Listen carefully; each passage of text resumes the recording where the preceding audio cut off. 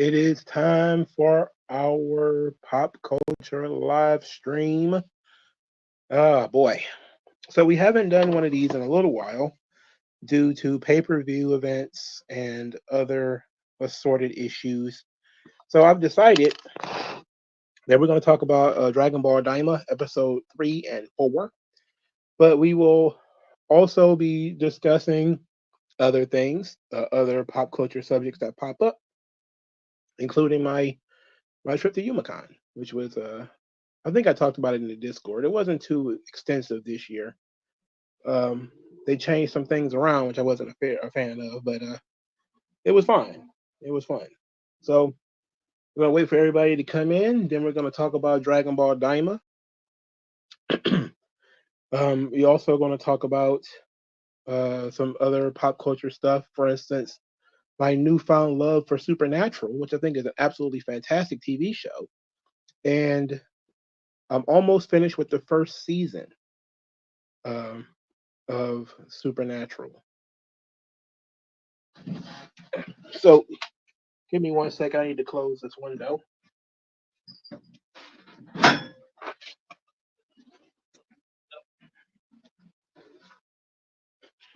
All right. AJ3, how you doing, sir? Just need to get some things together. I'm almost done with a couple of books that I've been reading. Theodore Dalrymple's Life at the Bottom. I just finished Booker T. Washington's book, My Larger Education, which I thought was tremendous. I think those are I'm near the end of Life at the Bottom by Theodore Dalrymple. I'm going to get some more real books, probably later this month. But I don't know what books to get. I'm just going to end up paying a lot of money and catching up on the stuff that I left at the comic book shop that I didn't get. All right. Now that we're all settled in, everybody apparently who's going to be here is here. At least I think so. So in any event, Dragon Ball Daima's episode 3 and 4. I gotta say, the pacing of Well, let's talk about the show overall first, and then we will discuss what the content of the show. Well, I have not read Absolute Wonder Woman. I've only seen scans of it. I didn't actually read it. I didn't read Batman either. So let's talk about this. For starters, Dragon Ball Daima, it's an RPG. I mean, that's pretty. They're going back to the old days of adventure stories where the party travels mostly in slow ways of travel, like walking on foot and doing other types of they had planes and different things like this. So the old Dragon Ball of flying through the air, which actually speeds the plot up. No, they spent a lot of time walking around on Daima, which is problematic because we don't know how long this show is, but it drags everything out. I'm fine with the Dragon Ball Daima approach of being sort of an RPG, with a mission and obviously stated goals, but there's going to also be these sort of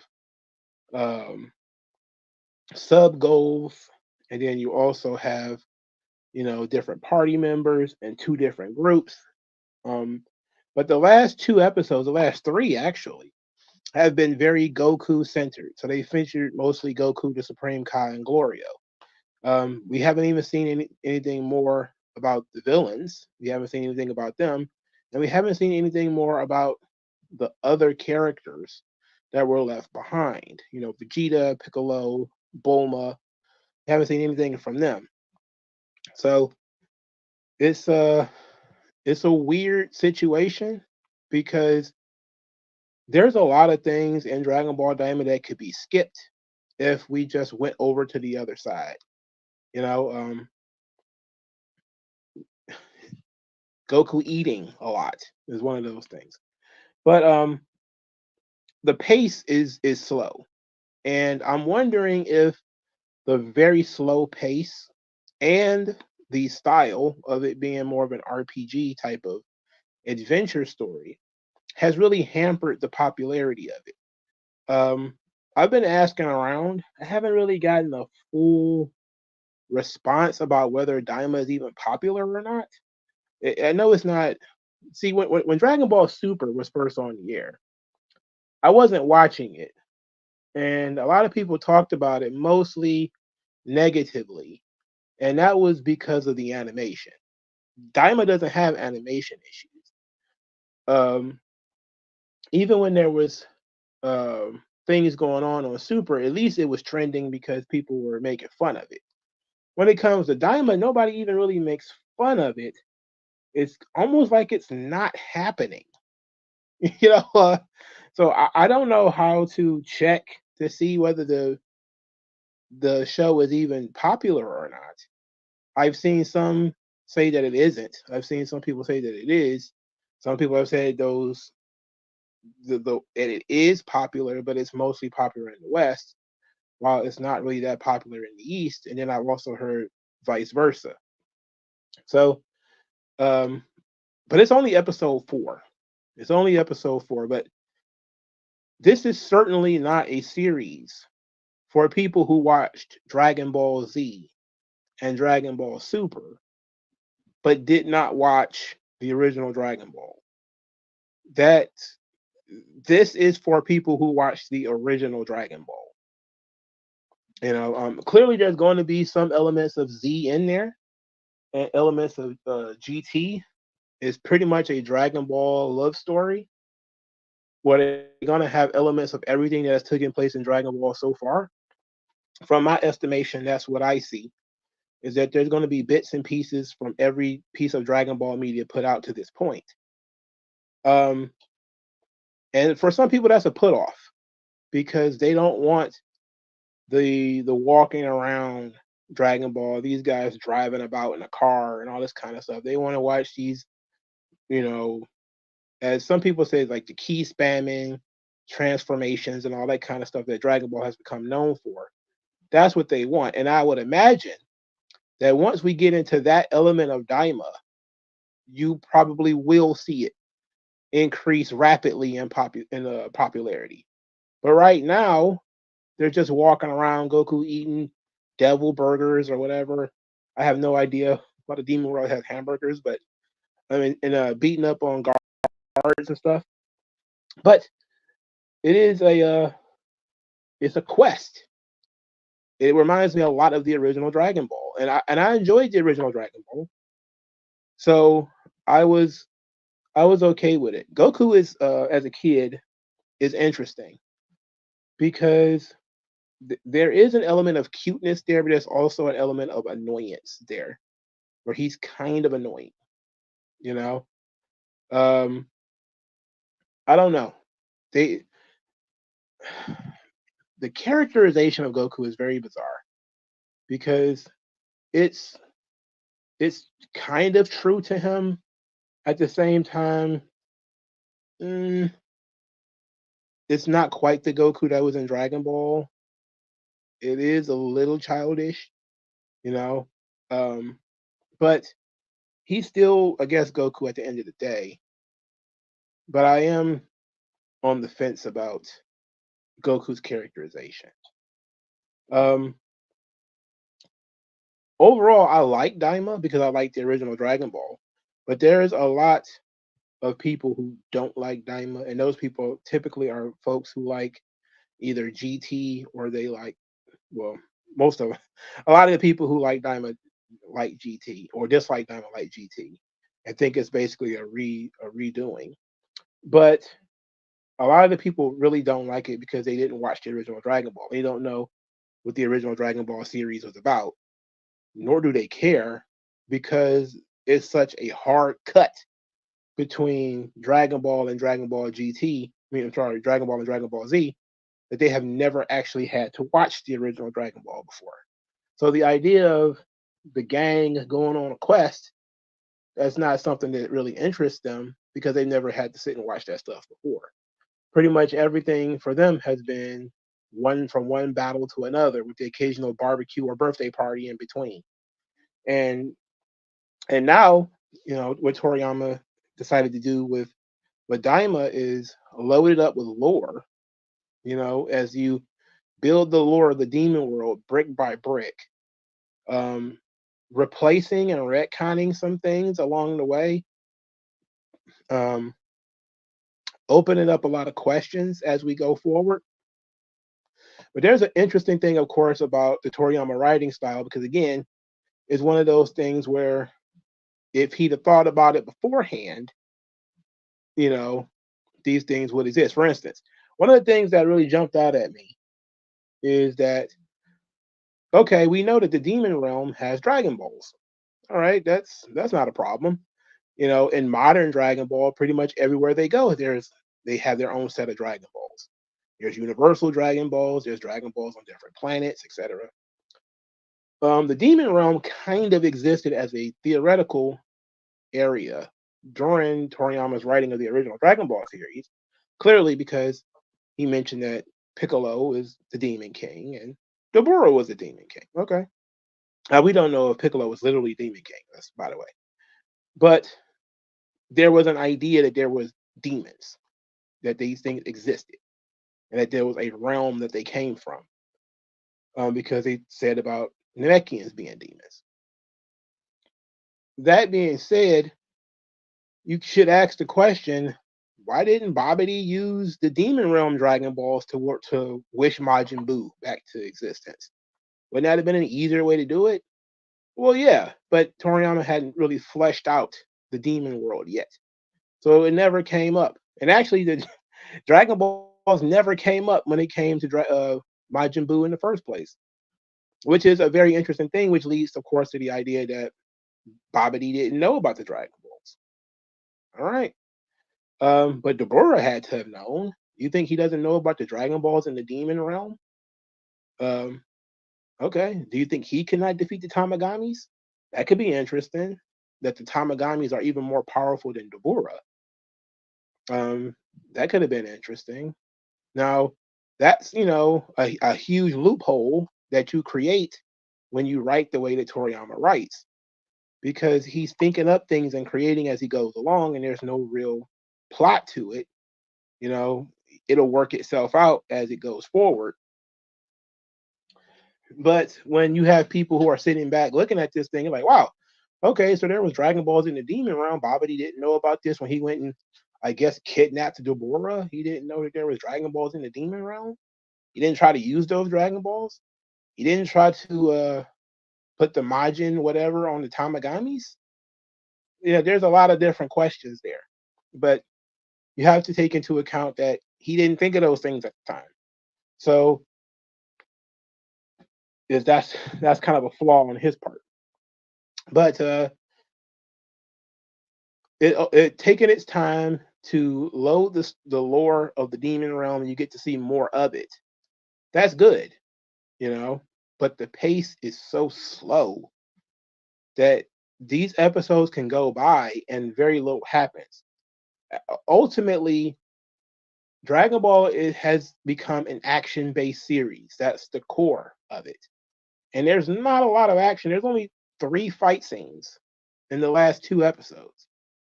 And it's mostly Goku dog walking some regular generic mooks. That's pretty much it. Was it cool? Yes. Especially when he was going full Jackie Chan in episode 3, fighting with the plates and everything. That was fun. Him with the Nioi Bowl kicking their asses in episode 4 was fun too. Very much the original Dragon Ball. At the same time, though, we know what Goku is capable of. So there really is no tension there. These people are not exactly a threat, So we know about what his capabilities, and the show struggles to really nerf him.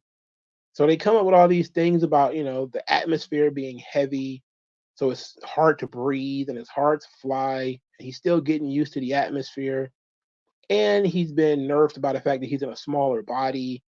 So, all these things are, we get it, but these are issues that we have. And that's, I think, hampering the popularity of the show. Um, I do think that eventually it will catch up. As more characters are introduced, Vegeta and Bulma and all of them come back in. It's not just Goku and Glorio and the occasional line from the Supreme Kai. It'll get fun again, and more people will get back on board. But right now, there is not much for people to get attached to because all of the lore of the demon realm will probably be brought up again later. Right now, you're just laying the foundation for all that stuff. And typically, this is how RPGs work. This is how the big brick novels that you read. This is how these things work. They lay the foundation of the world that you live in. They live, or the world that the characters exist in. What can happen? What can't happen? What's the difficulties in this and that? When you read like a John Carter book, first before John Carter is even sent to Mars, you get a fight scene showing how good of a fighter he is. He's fighting engines before he even goes in the cave and gets transported to Mars. So they said he's a Confederate soldier, which I know bothers a lot of people. But the book was written, I don't know, John Carter was written like in the 1920s, maybe the 1930s or something like that. But he was a Confederate soldier who was transported to Mars, and then he has superpowers on Mars essentially because he can jump higher than pretty much everyone, and his Earth-based or his Earth body is different in Mars or whatever. And you got to learn, they don't go into as much as later writers would do, like the government structure and all this kind of shit. And they didn't go into all of that back then, but they would keep it simple. There's a king, so there's an aristocracy and all that, and there's a princess and all this kind of stuff. Then we started getting into Game of Thrones, where you have to go through what the tax structure of that society is and all that garbage, and who the hell cares about all that? And nobody really gives a shit. That's too much detail. But some people like the detail. Star Trek started that stuff too. Each individual society has their own customs and traditions, and it's fun to learn those things. But that's the slow stuff. And some people are not interested in the slow building of the society that these characters live in. For instance, I thought it was fascinating that that you had the warp fish in episode 3 that literally poops them out, but it's the warp fish that can send them to different demon worlds or whatever, and only certain people in each demon world can use these warps or whatever, because it sets up later on, once Supreme Kai catches Glorio talking about, oh, only people from the first demon world can use the warp. And then Shin is like, well, how can you use it then? Because you're not from the first demon world, you're from the third, or something like that. So that's interesting from that perspective, but a lot of people don't really care about that. They'd rather just wait until the big reveal and then just leave it at that. So then you have that kind of situation, but you also have they show you these pits on the demon realm where there's obviously locked so that you can't go from one demon world to the other, but there used to be a way to do that. So that's a setup for later, that you realize that the warp fish won't be necessary after a while, because they'll be able to travel from one demon world to the other through these tunnels. But for right now, they're locked, which is what happens in video games. You would get to a video game and you would try to travel somewhere, then either it'll be blocked off or something like that. The characters will say, well, we shouldn't go that way. Turn around and go a different way.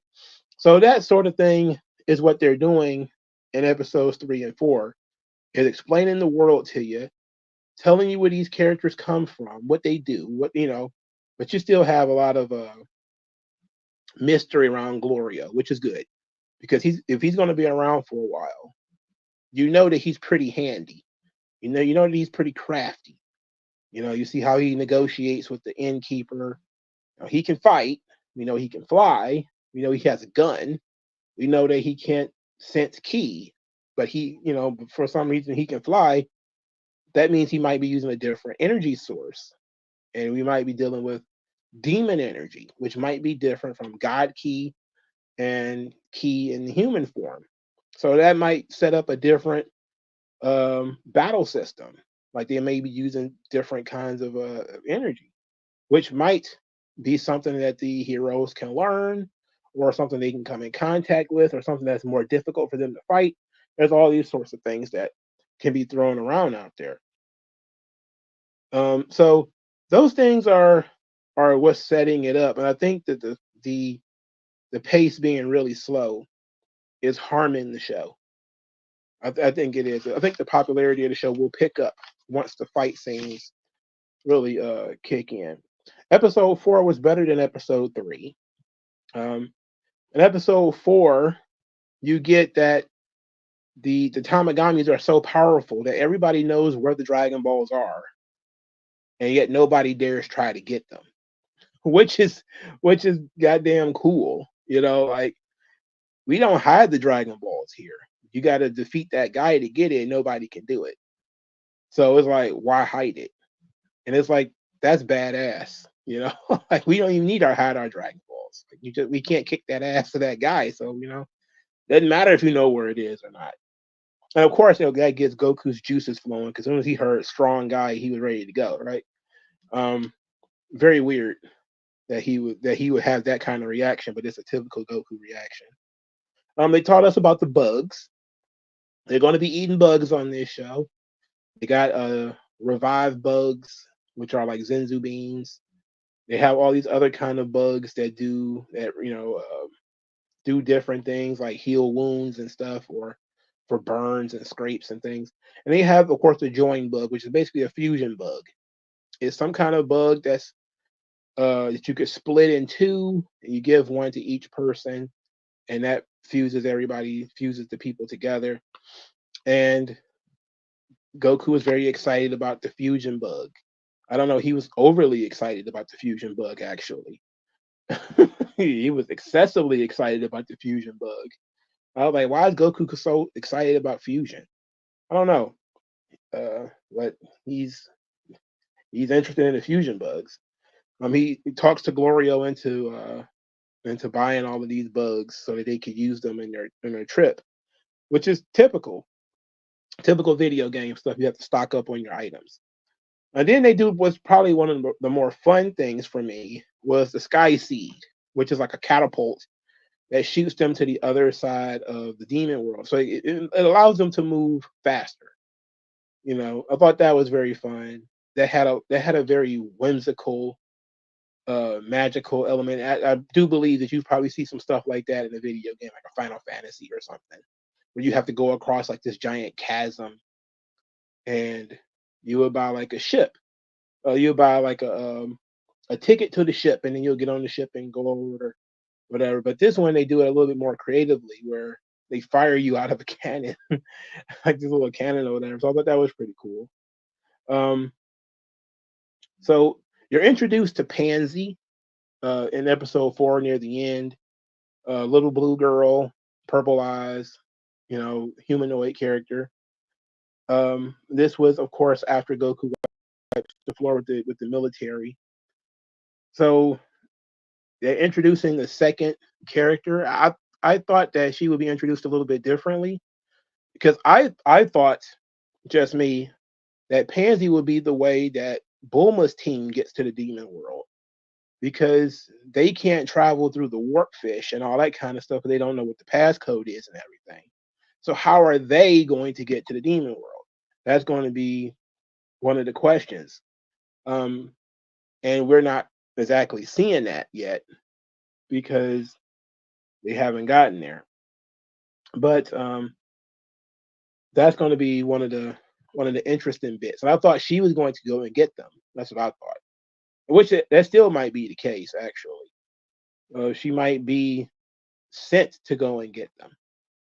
So we don't know, but it's interesting. We see that we don't know if she lives in the town that was saved or not, but she was there. And we see that she's, like the rebellious trickster kind of character. She had a wasabi bomb, which was not going to do anything anyway, but it didn't work. And then she had a taser, which I thought was cool. So she's got weapons. She reminded me a lot of Yuffie from Final Fantasy VII. She looked like a thief, but she might be like this Robin Hood kind of character. So we're interested in seeing how she's going to roll out here. So episodes 3 and 4, again, it's a very, very slow paced show. But you learn that Goku will eat anything and drink anything through, which is typical, and you've seen that forever. I mean, you see in the regular Dragon Ball where he eats like his enemies, like he ate like Drum. I think he ate one of King Piccolo's monsters. I mean, he ate him. Like, that's some bullshit. So you see that kind of stuff too, which you don't see a lot of in Z. You don't see Goku eating weird things all the time in Z, but you see him eating weird stuff all the time in the original Dragon Ball. Him eating dinosaurs and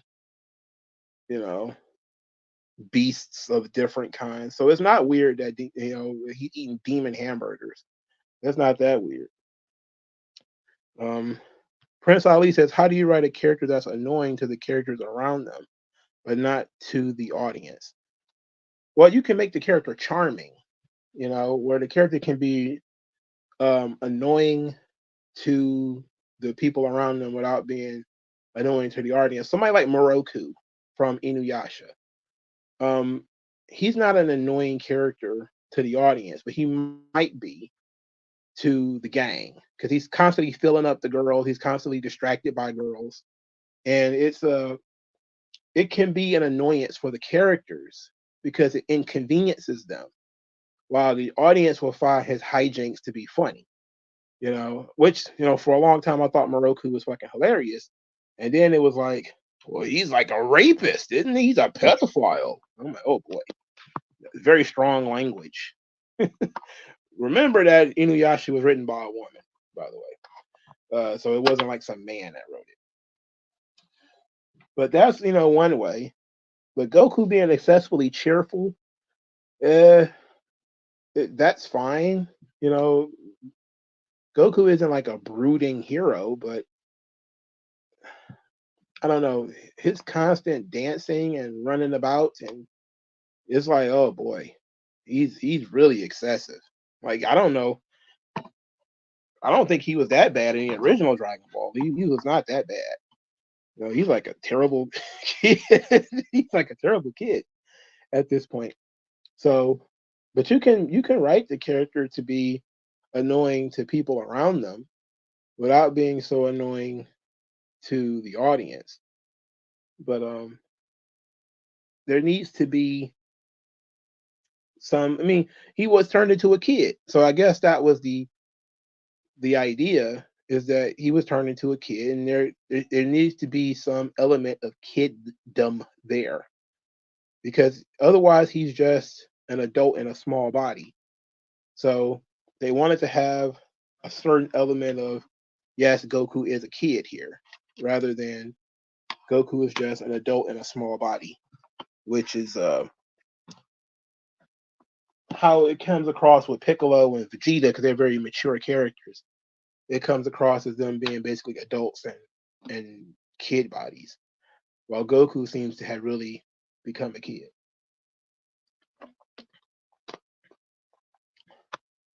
WG Phil says, Geekdom said episode 5 or 6, it will start going Z again. Well, I'm pretty sure he knows or has some idea. It needs to happen pretty quickly. Because, I mean, I don't know how long the series is. People have said it was going to be 20 episodes or more than 20. Who knows for sure? But we're already 5 in. And in those 5 episodes, the most exciting bits have been flashbacks. And we haven't even seen the villains anymore, which is weird because they're in the demon world, and we haven't even seen the villains anymore since they came there. But they've been staying low key so far. So maybe now that everybody knows who they are, because Goku beat up all these military guys, the pace will pick up. And I would imagine that will be a good inciting incident to pick up the pace, to send stronger enemies for them to fight, and no longer they have to fight in bars or, you know, random military guys. WG Phil says people tend to forget that Toriyama was a character designer for Dragon Quest and Chrono Trigger, so him getting into RPG elements isn't new. Yeah, but a lot of people are kind of like, again, what they want is Dragon Ball Z or a continuance of Super, because they want big key blast fights and Ultra Instinct stuff and new forms and all that. What Toriyama is doing is going backwards and saying, we're going to tell a grounded, lower stakes story. Even though I think Tournament of Powers was high stakes, we all knew that the Dragon Balls were going to be used to fix any damage. Of course, they didn't fix all the damage. I mean, didn't like Universe 6 or whatever, you lose all their Namex? They only had 2 Namex remaining. They absorbed all the other Namex. But there we knew kind of going in that the Dragon Balls were going to fix everything. But the stakes were very high, at least at the time. And that was my problem with Super, is the highest stakes enemy was Zamasu. Even though he wasn't the most powerful enemy, his story had the highest stakes. The Tournament of Power, there was no, entire universes are getting erased. It's like, yeah, but Dragon Balls, and it's similar with Zamasu. It's like, okay, the Dragon Balls can fix some of this, but it can't fix everything. You know, it's you can't fix everything. God damn it. So hopefully it picks up because it needs to. And I'm okay with the element of we're going on an adventure, we're going on a quest.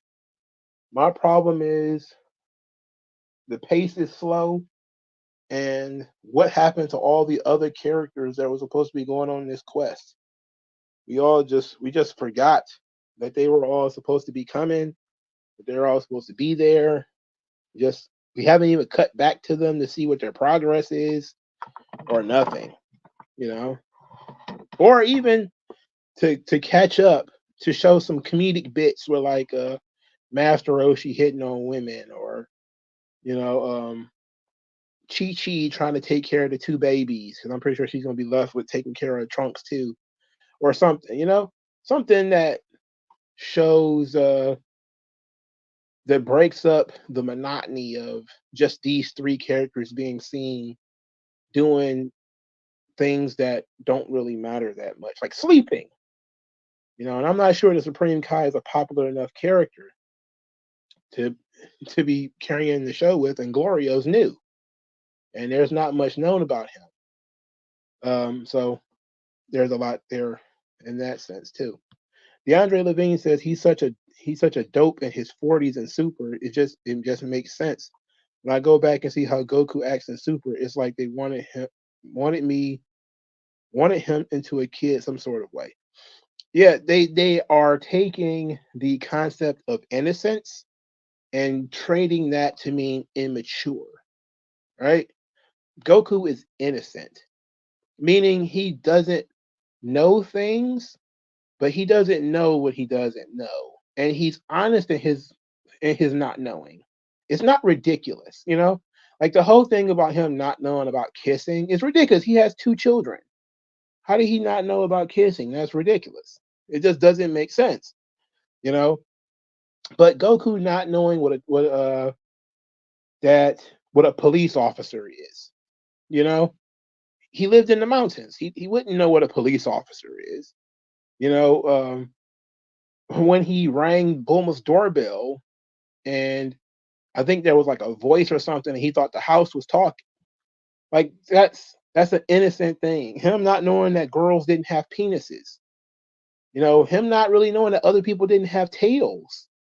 That kind of stuff is innocent, but meaning that other people would know these things, and these are easy jokes for Goku because you're taking advantage of him not knowing things.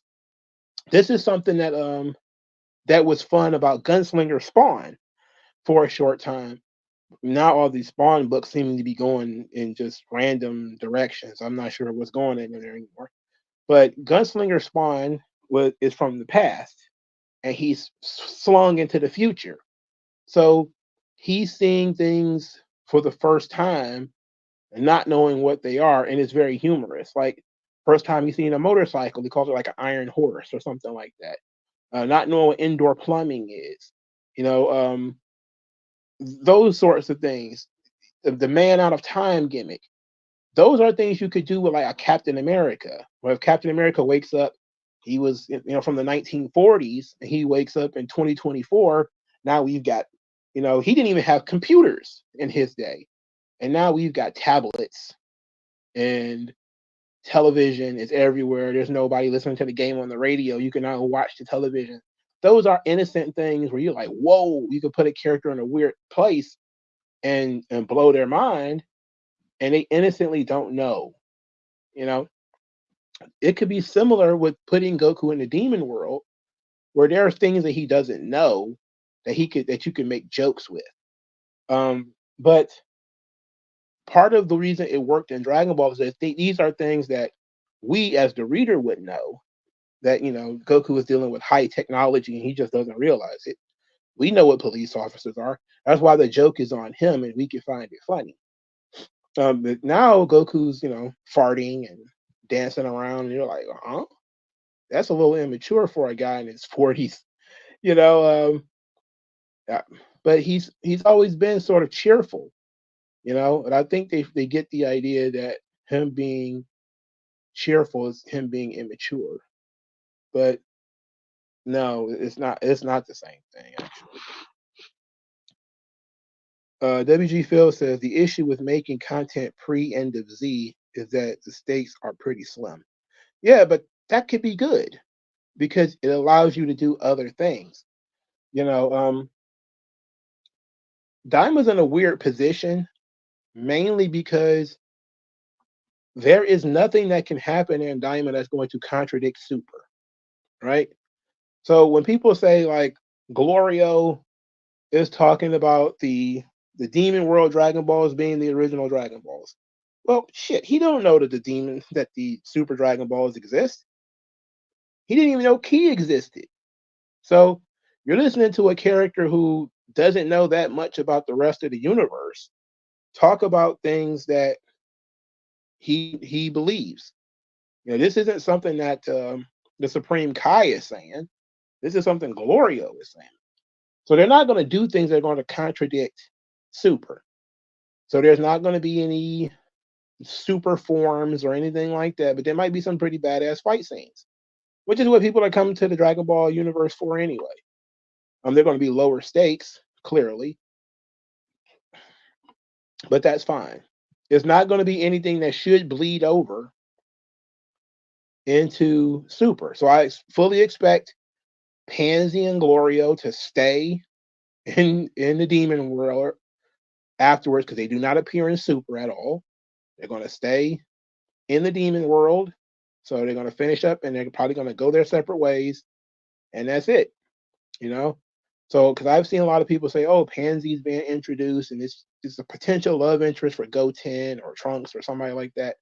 I'm like, maybe if they restart Super, you could always bring that element back in. But for right now, she's not going to meet them probably because at the end of the voyage, either she's going to A, be dead, or B, she's going to stay in the demon world because she doesn't appear at all in Super.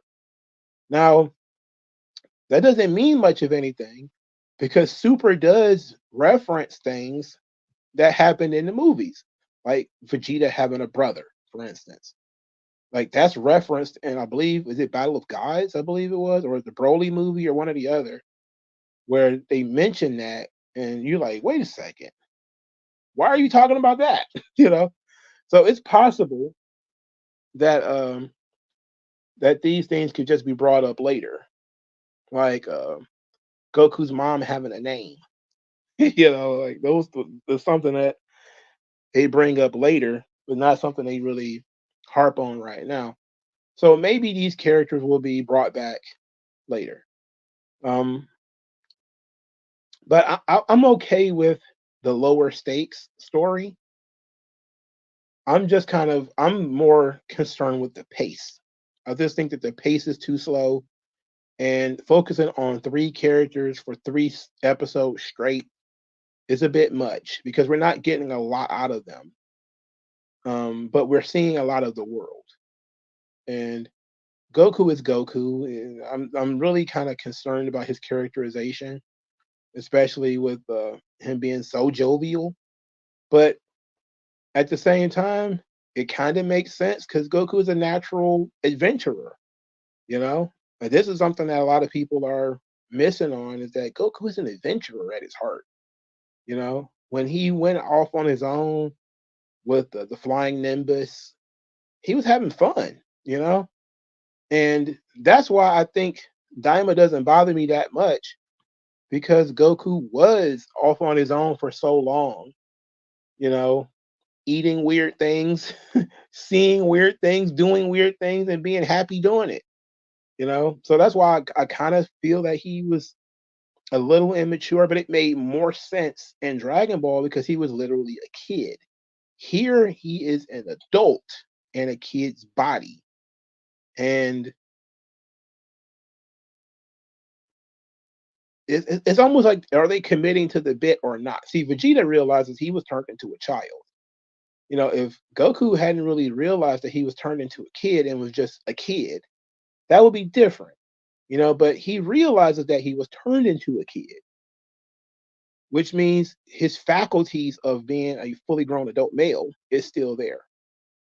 But he still loves, you know, a good adventure. So when Goku's like, wow, as he stares off into some kind of open space or he sees some kind of monster or something, that's fun, you know? So it's okay. I like Daima.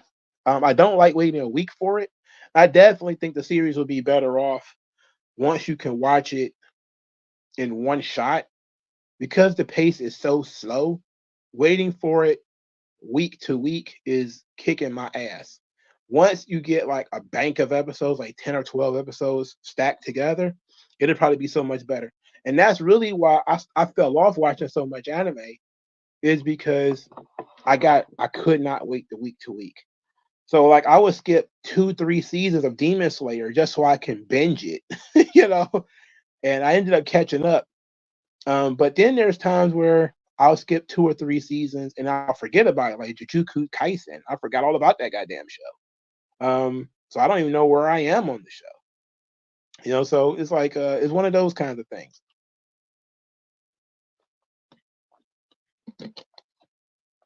I typically don't even start an anime until it's like 10 episodes in.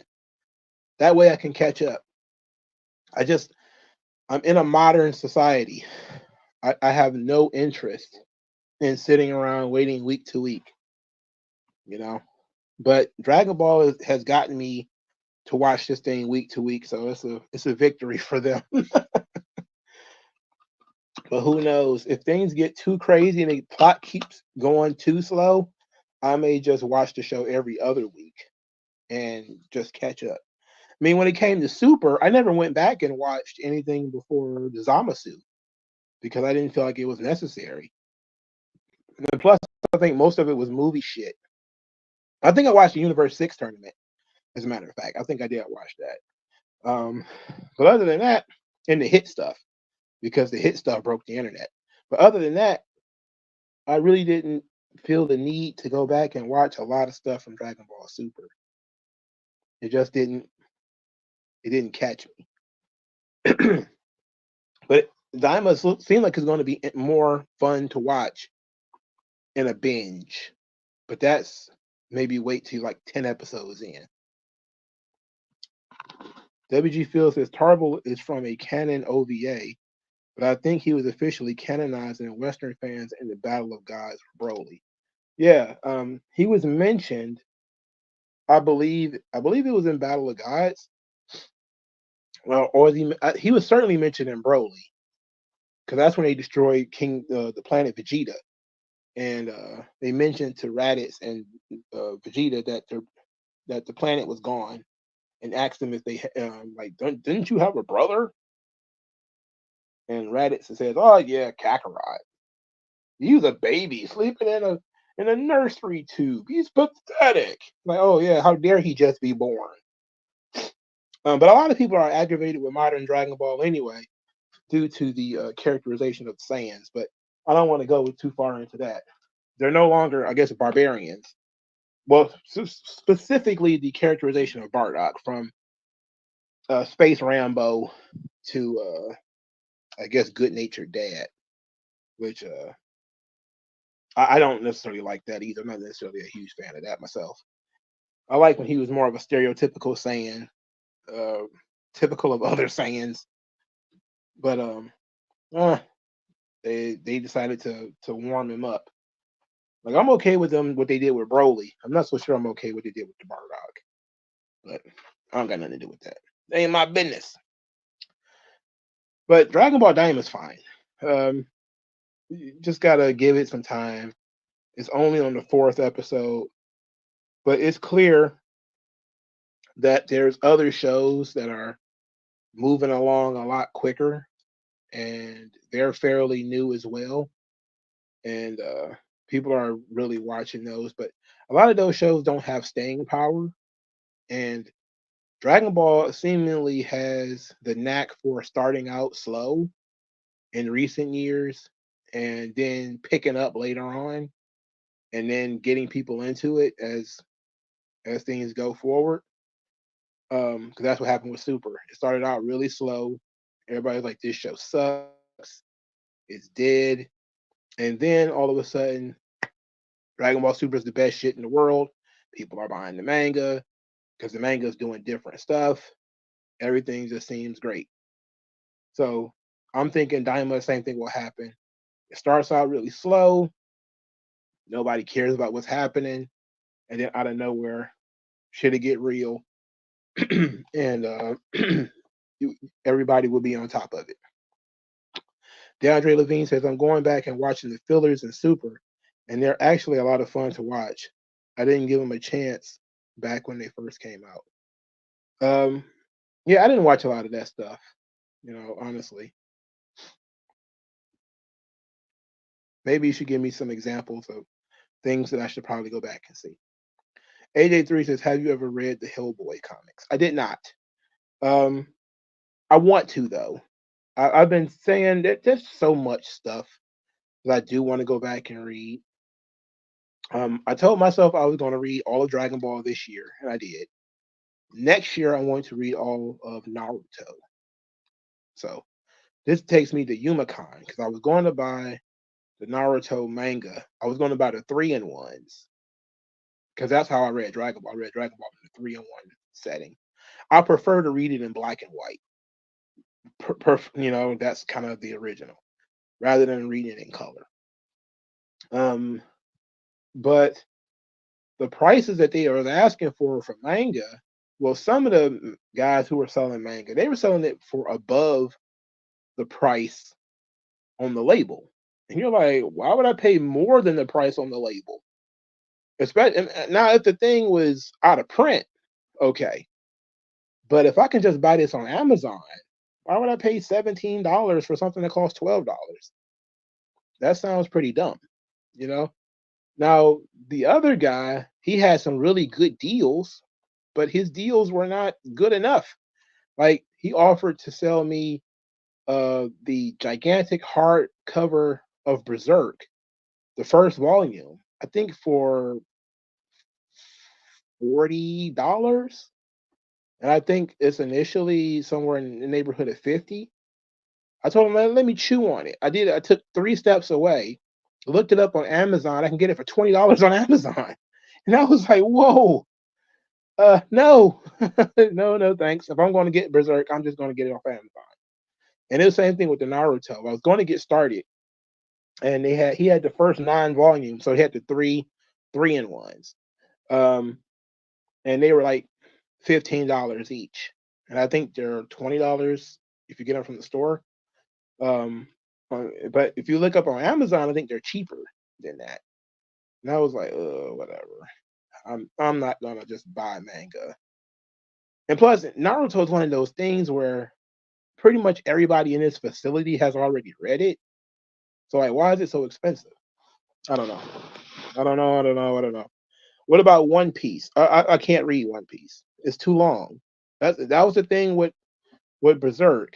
Um, it's so long, and there's so many volumes to it, and it's not over. So I'm like, I don't want to get caught up and like half my bedroom is One Piece manga. I don't want to do that. You know, I don't want to do that to myself. you know, like that's I want there to be a the end eventually. Like I stopped reading American comic books because it never ended. And once you get to the point where it never ends, it ends up taking so much room in your house. And then some of that stuff you just go and buy the trade, just give away. Like I'm a reader, not a collector. So I'll just go and get the trade, which is what I started doing is trade waiting, which is what I was doing at first. When I first started to get into comics, I started trade waiting. But that's because they were doing trades pretty quickly. 5 issues would come out, and then the trade would be there shortly thereafter. Now trades take forever to come out. So I started buying the single issues again. But I'm pretty much on the verge of canceling all of my single issues. It hasn't happened yet, but I've canceled most of them. There was a time when I was getting Spawn, King Spawn, and Gunslinger Spawn. Now I'm only getting Gunslinger Spawn. Um, Kaya, because Kaya is smart. Wes Craig, the writer, he does not put certain issues of Kaya in the trade. Like he'll do specifically single issues that are not going to be collected in the trade. Very intelligent. So I'm gonna keep getting that in single issues. Um, and I've been getting TMNT in single issues now that Campbell is gone. So I don't want to get into anything that's going to end up dominating the space that I have allotted for comics and manga and stuff. Because I still buy real books too. Like I still want to get like a couple of Thomas Sowell books or something like that. And I need space for that kind of stuff too. Like I wanted to get the book on June Byers and the book uh, on the Sisterhood of the Squared Circle, and I still need to get the physical copy of Death of the Territories and Nitro. I need places to put that stuff, and I can't put that stuff anywhere if I keep buying like 50, 50 volumes of One Piece. Like that's psychotic. Like I'm surprised I still got space after all the Attack on Titan and Dragon Ball and stuff I got floating around here. But then I started putting shit in my closet. So the next step is start throwing stuff in the attic. But I usually will either trade that stuff in or give it away before I put it in the attic. Because if it got to go in the attic, then I'm never going to read it again. So I might as well just give it away at that point, right? So that's why I'll take it to the library or those little corner libraries that people have. I'll just take stuff there and leave it, or I'll take it to work and donate it to patients, which is my favorite way of doing things now, getting rid of shit. I took 2 bags of comics up there one day and just dumped them on a desk. Like, here, take all this shit. I took all my bags and boards though. So some people, when they brought their comics in, they left the bags and the boards. I was like, no, no, no, no. If I had to buy the bags and boards, which I did, I'm not giving them away. My comic book shop does not give bags and boards away for free, which sucks. But then again, there is another one that I go to where they bag and board everything for you. They also don't really give you much on a discount either. They suck. But Anyway, but no, I haven't read Hellboy, and I intend to though. I need to find like a reading list because you know that Hellboy had more than one series. Any documentaries that I've seen? Uh, mm, I'm pretty sure I've seen a documentary. See, the documentaries I've seen recently have been mostly video game documentaries.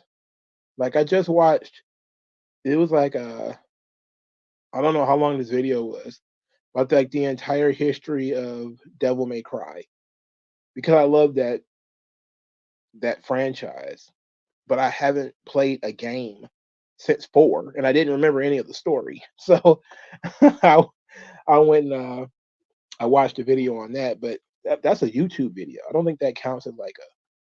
But it sometimes people put legitimate work into those YouTube videos, and they should be considered documentaries.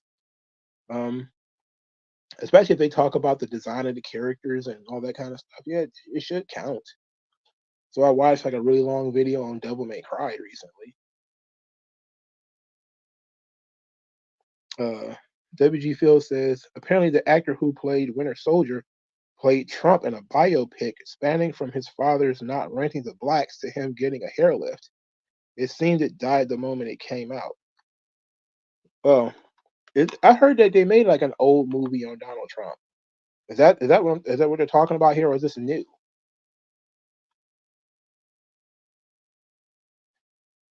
Ooh, it was we had fun at Humicon though. It was a pretty fun gig. I didn't spend as much time there this year as last year. I was in so much pain, like my legs and ankles and everything. I keep forgetting I'm old. I walked all the way down to the Renaissance because I thought the video games was down there, and I went all the way to the Renaissance from Kobo because I wanted to go to the food court. Only when I got down there, the food court was closed. They weren't doing anything in the Renaissance. I was hot. Lisa Williams says people hate the new Dante look, black hair. Yeah, that's kind of when I stopped paying attention to the series. Um, with the DMC reboot, wasn't a big fan of that. Wasn't a big fan of that. But I wasn't really a huge fan of the Devil May Cry anime. But then again, I didn't remember it. Like I was trying to buy it when it was on sale at like a FYE or something, and I remember I think maybe seeing an episode of it on TV, or was it like a bootleg that I downloaded through like the old days of Mega Upload or something. Um, and I don't remember falling in love with it, so I kind of didn't follow. Also, didn't read any manga. I looked for the Devil May Cry manga, but all I found was like short novels, light novels rather, with no pictures. No, no, I don't want to read a book about it, But um, I played the first four games. I'm pretty sure I still got them in my closet. Um, but I should have bought an old PlayStation while I was at Yumaka. Or, but I keep fighting that demon. I'm fighting that fuck out of that demon. But it's really cool because they sell like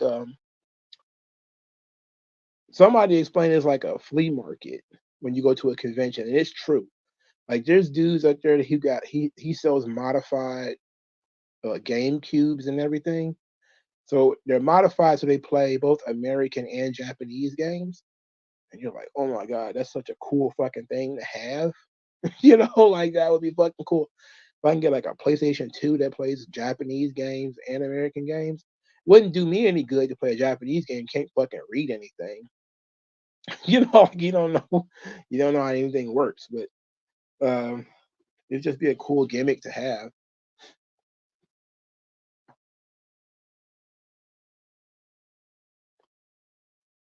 WG Phil says it's brand new, like 3 or 4 Fridays ago. Oh, well, I'm not surprised it flopped.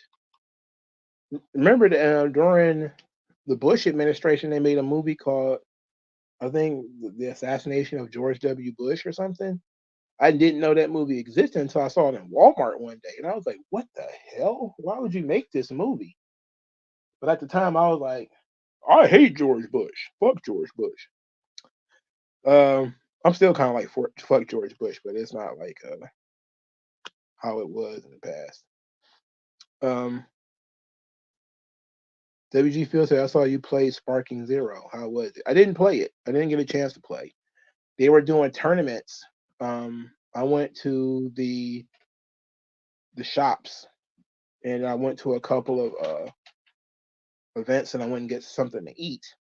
And when I came back, there was a tournament on Street Fighter 6 playing on like more than half the room. The other half was playing Sparking Zero, and I kind of like sat down and watched a little bit. And then there was, of course, like the Dance Revolution shit going on in the corner, and there's a lot of stuff. Like the way they did it this year was probably better than the way they did it before, where usually they have 2 venues loaded up. They had the Renaissance, which is down the street from the Cobo Center, and I thought it was the same thing because I didn't get a program. I never get a program because it's almost always the same thing every time, right? So I went and got my badge and I went into the shops or whatever. I spent like 2 hours in there. I got down there shortly after um, Crown Jewel ended. So Crown Jewel ended at like 4 o'clock. I took an Uber down there, so I was down there like maybe 4:30, 5 o'clock. Got my badge, walked around for 2 hours, um, bought a couple of comics, contemplated buying a sword again. This is like the 5th year in a row I thought about buying a weapon. I still didn't do it. Um, one day I will. One day I'm gonna get the nerve to buy a goddamn katana or something. Um, and then after that, I went to a couple of rooms just to rest, and then went to go find something to eat. And they set up the food court. Part of the food court is now in the convention hall. So they set it up so that you can buy food without leaving where the shops are, without leaving the vendors, which I guess is smart because now you have to pay for a badge to get in there. But then you realize like a cheeseburger is $13. You're like, oh no, hell no. So I turned around and was like, you know what? I'm going to go to the Renaissance because I know they got a Chinese food place in there, and I can at least go to Burger King or something, get a cheaper hamburger. So I walked from Kobo to the Renaissance in the cold, and my legs was on fire when I got there. And then I was walking up the street, and I realized, like, man, it's pretty quiet, far quieter than it usually is for Yumacon weekend near the Renaissance. And I go in there, I don't see anybody in any costumes. It's just old ladies walking around cleaning up. I go down the little stairwell or whatever. It's kids running around. Like, okay, so I must be in the right place. But none of the restaurants are open, and they're not doing anything in the Renaissance. I'm like, then why are there people in here? So I had to turn around, go all the way back, and then ultimately spend $13 on a hamburger. So it was a good hamburger, but it wasn't there. I can't tell you a $13 hamburger. It wasn't that good. It's just price gouging. I should call Kamala Harris. Um, also got some donuts, which is I usually don't eat sweets, but I ate sweets 2 days in a row. I had some donuts yesterday, and today I had some ice cream and a brownie, kind of like a cookie, like a cake and ice cream kind of gimmick. AJ3 says, wrestling related, what are your thoughts on Otis' tag team partner retired? I don't care about that guy. Uh, what is what can Baron Corbin say in a shoot interview that's going to he can only piss people off really because there's a lot of good natured people who like him now, which I'm surprised. People hated Baron Corbin not too long ago. Now they like him. Very interesting. Am I a fan of Eddie Griffin? No. Do you like emulation or original hardware? Well, um, back when I played games, I just used the original hardware. Um, I'm not sure how to like I'm not deep enough in the video game culture anymore to know what all of those gimmicks are. So I was like, I was sitting there pondering what I could do with an Xbox. And it wasn't even it was like $100 too, bro. Like a regular Xbox. I'm like, I paid more for the Xbox when I got one. I still got video games for my original Xbox. They're in my closet. I still got PlayStation 2 games in my closet. Uh, one day I'm just gonna buckle and get one, man. Just gonna buckle and get one and buy some games. I don't want to get back into that though, because once I get in the hobby and playing video games, I'm not gonna read anything more. I'm not gonna read. I'm not gonna do anything. It's probably gonna be hard to get a video out of me.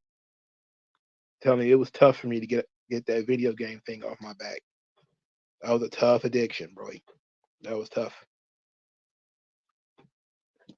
And I don't mean like an addiction, like it's crack or something like that. But you just get used to the escapism, you know. Like I could game if I was independently wealthy and could just it's like if I could stream and play video games and earn money, that would be great. I probably would quit my fucking job and do it full time. But I'm not in that position right now. And I see what the Lord has done for certain people who stream video games. And it's like, oh my God, if only I was 17 at this point, I could get away with streaming video games for 8 hours a day. And seeing that these guys are so crusty that some of them don't even clean their house and they still would make like hundreds of thousands of dollars on video games and there's roaches crawling all over them and shit. You're like, this is unreal. Could you imagine how much money I could have made at 16 if I could have just streamed video games for 8 hours a day? I'd be fucking rich. I'd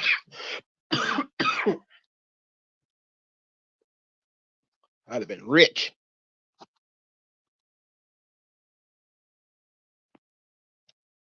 Oh boy. All right. Guess we unless you guys got anything else you guys want to talk about from pop culture, we can start wrapping this thing up. Are you guys watching any anime, any movies, or anything like that that you're suggesting? Because I'm watching the hell out of Supernatural. I'm scared of season two, um, because I heard it falls off eventually. But season one's been so much fun. Uh, I do uh I kind of want to finish season one tonight. It's 3 episodes left, I think. I do want to finish season one tonight of Supernatural. Will I stream the election? Uh, that's a good idea. As a way to distract me from watching it, I probably could. Um, the thing is, I'm not entirely sure the election is going to end on Tuesday. I'm pretty sure something silly is going to happen in Wednesday morning. It's going to be something completely different. Like that's just kind of what I'm thinking. Because they've already set it up where they let you know we don't necessarily know when we're going to be done counting the ballots. It's like, oh my God. But I might. If we know for sure who won, I might. But you could just ask me again on Tuesday. in the middle of the day because I may do it. I may do it just for a distraction and just to have an immediate reaction. WG Phil says apparently Trump has won most of the ballot related suits. Eh, my whole thing is I am very, very skeptical of polls and the legal system doing the right thing. And because of that, because I'm so skeptical, I'm so near black pilled on this thing that I'm almost at the point of it's not going to matter. You know, like I'm almost like that. Like I'm almost at the point of the shit's so rigged and there's so many loopholes and they're doing so much shit that it's almost like even if he does win, it's a temporary win and they're going to absolutely shut it down next time. And it's like he did the last time. Some people have said, "Oh, make it too big to rig." I'm like, man, there's no such thing. There's no such thing because you don't have to rig the entire system. You just need a couple of corrupt states and a couple of corrupt counties and a couple of corrupt cities in order to swing the entire election. And that's it. That don't take much, you know. Um, can P Diddy be saved from this? Well, he can be saved from it if there's no evidence and there's no witnesses. But apparently, there's going to be witnesses and there's going to be evidence. That's why he got arrested. You know, so I guess, I guess he can be saved, but I would not be looking forward to him being saved. I think that Diddy is one of those guys that he has outlived his usefulness, and they're going to get rid of him. One day, hopefully one day soon, I want to do a deep dive into Under the Red Hood, I want to do the comic and the movie. That would require for me to read the comic all over again, and I'm going to have a lot of influx of new stuff over the next couple of weeks. So I don't know if I'm ever going to have the time to sit down and read all of Under the Red Hood, but I want to. I've read it multiple times, but I want to compare and contrast the book to the movie, and then talk about some of the themes and stuff. Um, so I do want to do that. That's something that's going around in my mind, but I got so much other stuff to read and to look into that maybe I need to hire like a nerd to do uh to do some editing for me. But I don't want to do that because the channel doesn't make any money. It makes very little money. So I don't have like one of those big comics explained channels where I got a slave plantation of editors working for me. I wish. And I realize that's how so many people are able to do so much and get so much done. Is that basically they're just a voice of the video. The editors do all the fucking work. And I'm like, oh, I see you. But that's cool. If you got that kind of cash floating around, go for it. Pay your editors, man. But I think that kind of idea would be so much fun for me to do if, but it'd have to be me sitting down, reading that book, taking notes, which is obviously going to make it longer, and comparing it to the movie. And I love the movie. The movie made me read the book, but the book is certainly different from the movie. But I love Under the Red Hood. I think it's phenomenal. One of the best Batman stories ever written. Gets to right to the heart and to the core of what one of the character is. And it was created around the time when they were really started making movies that are accurate. the books. All right. Thanks everybody for stopping by. I appreciate it. I'll talk to you guys later. Peace out.